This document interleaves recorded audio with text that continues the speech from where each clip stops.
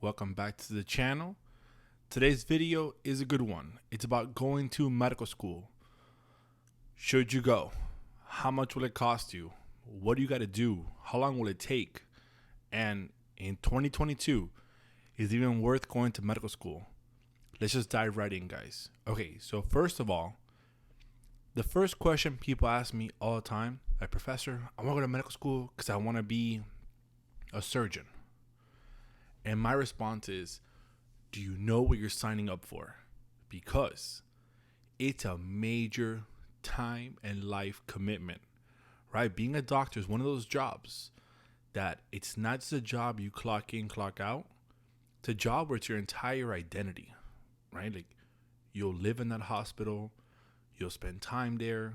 Like, it is who you are, right? So before we even begin, if you are thinking about going to medical school and you're in college, or you're about to start college, or you dropped out of college, just know, guys, there's a lot of different options that allows you to be in the medical field without having a major time commitment, right? You have nursing, which is a good option, right? It's not the same, but it's an option. And you have PA programs, which are called physician assistant programs, which you can do. But if you're dead set on medical school, here's what you got to do. So here's the first issue most of my pre-med students face. There's no pre-med major in college, right? So the way it works is, I'm going to assume in this video that you're starting right at the university level, which means you're starting at a 4-year university, right? There's no pre-med major. So when you apply, you could tell them you want to do pre-med, because for your first 2 years of college, it doesn't really matter what your major is. You're just taking like the general education requirements. But, once you've already picked a major, your last 2 years, you focus on that. So here's what most pre-medical students do.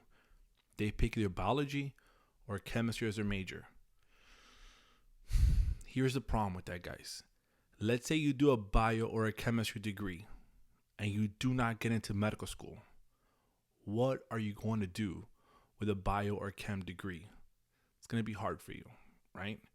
However, the good news is, if you do a bio or a chem degree and you have all of your prerequisite courses for medical school and you don't get in, you could apply to veterinary school, pharmacy school, right? You could apply to other medical programs because the same prerequisites apply everywhere, right? So the first issue you face is picking a major, like what major you pick. So again, you could pick whatever major you want as long as you complete the prerequisite courses, which is you got to take biology 1, biology 2, chemistry 1, chemistry 2, organic chemistry, right? There's a whole list. What I'll do is, for you guys, I'll put the link down below and you can check those links out. But for sure, I wrote it down here. What you want to do, guys, is you want to go to the medical school admissions requirements webpage. Literally into Google, just type in medical school admission requirements, MSAR.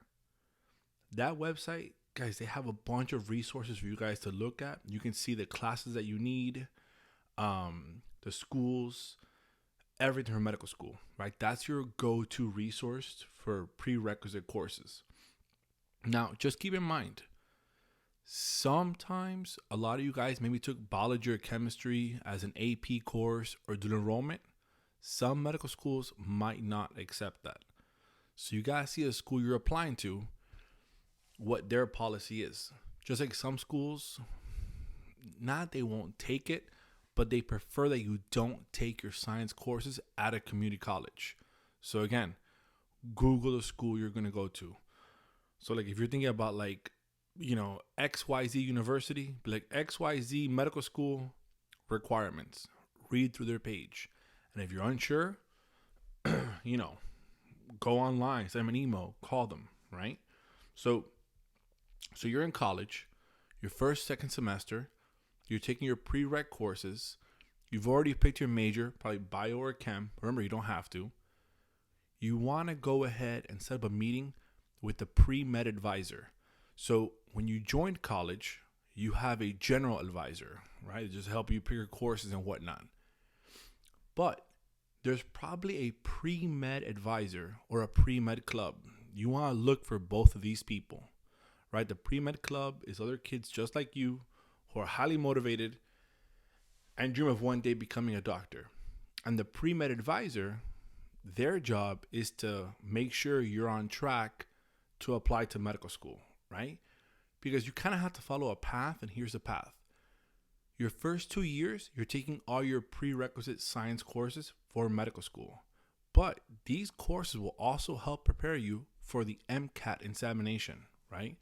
The MCAT, it's like the SATs you took in high school, except this is solely on sciences for medical school, right? So your junior year, roughly, you want to take your MCAT. It'll give you a good idea, or at least you want to be studying for the MCAT to see, where you could realistically be a good fit for. Once you graduate from college with your 4-year degree, you've completed your MCAT scores, right? You have your scores.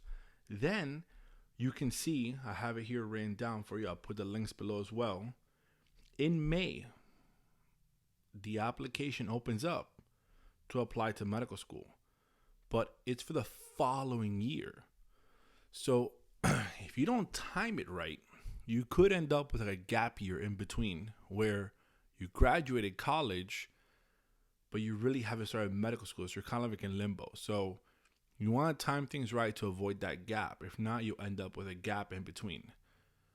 The medical schools, all of them have their own requirements, even though a lot are the same, right? It's mostly all the same courses.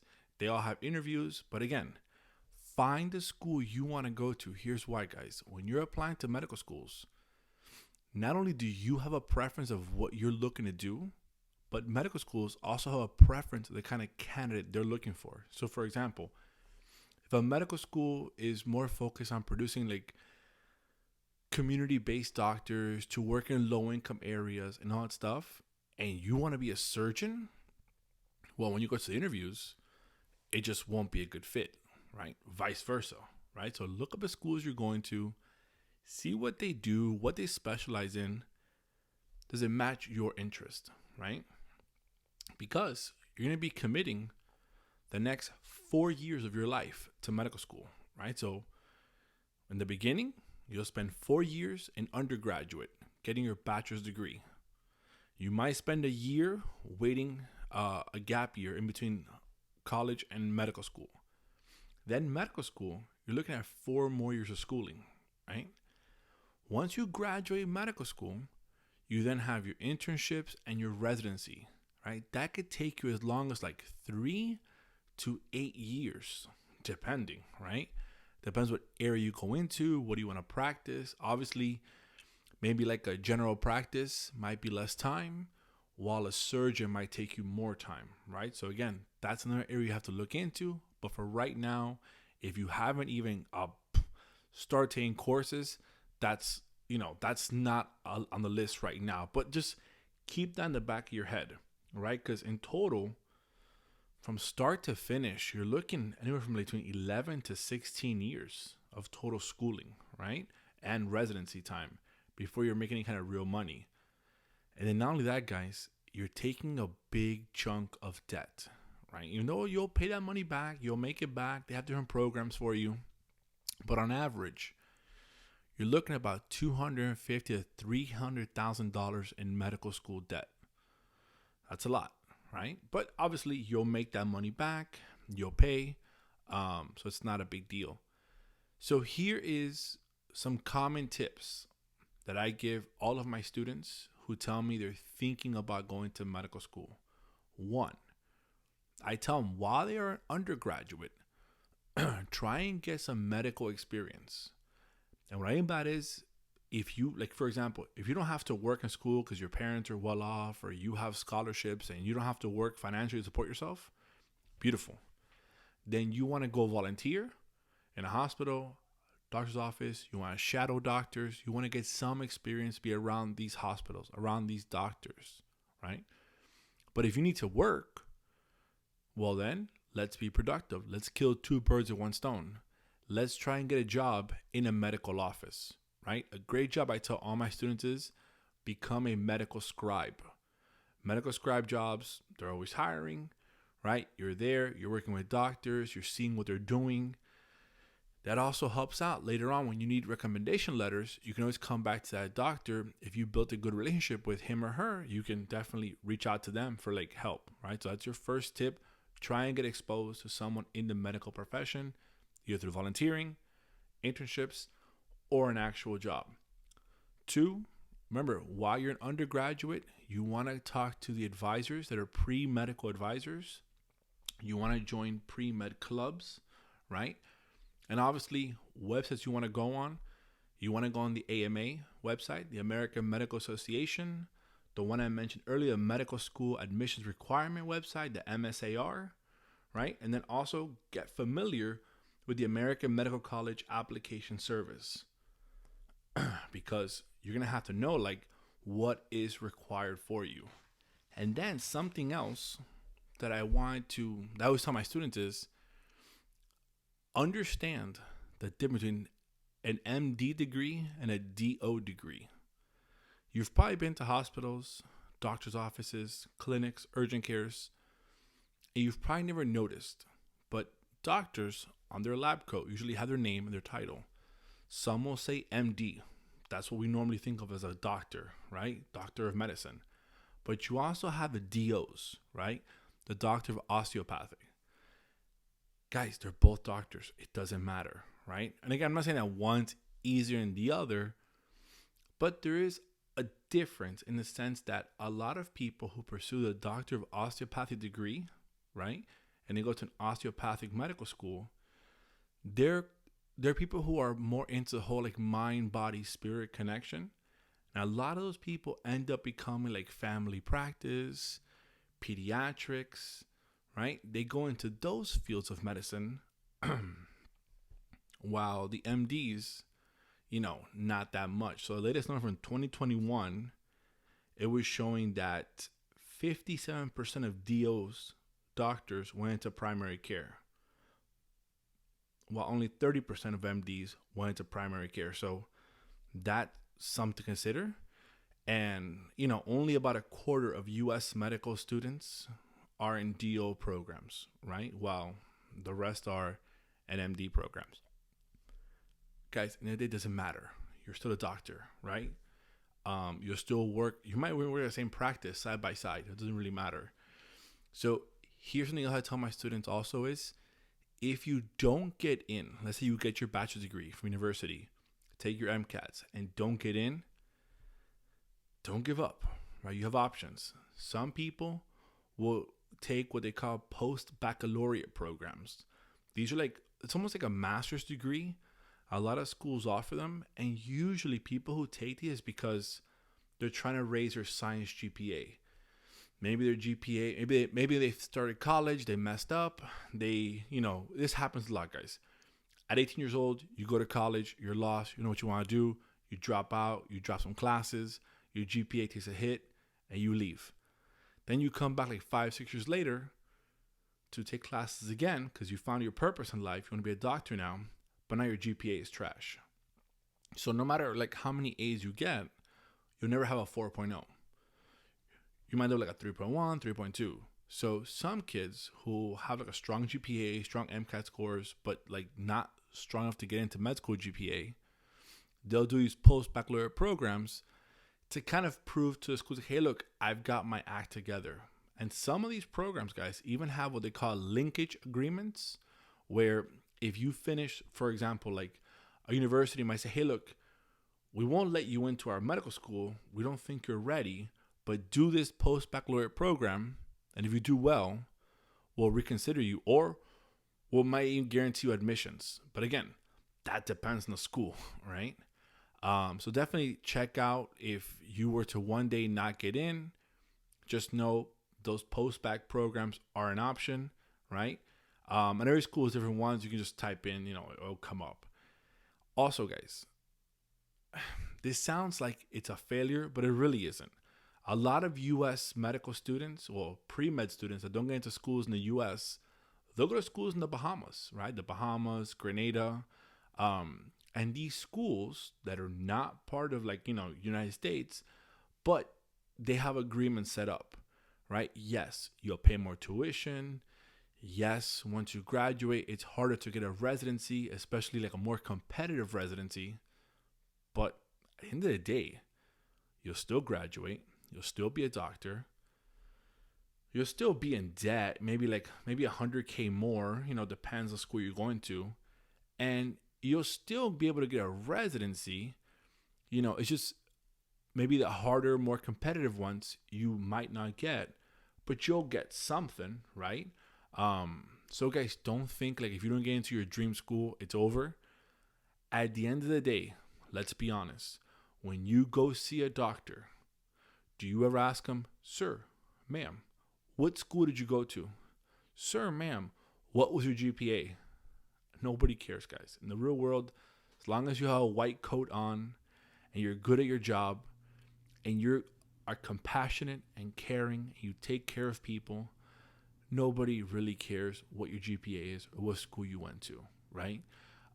You'll have diplomas on the wall. People look at them maybe, but in reality, when a patient comes in and they've been shot or they're having cancer or whatever the case is, their last concern is, did you go to Yale, Princeton, or some no-name unranked state school, right? They just care you're a doctor, you're there, you're trying your best, right? And that's just the reality of it. So don't get so caught up in the prestige, because here's the reality. We in academia, right, or even you as a student who are researching, you get so caught up in the rankings. Oh, this school is top 20, this school is top 30. Nobody cares, right? The average person won't even know what school you went to.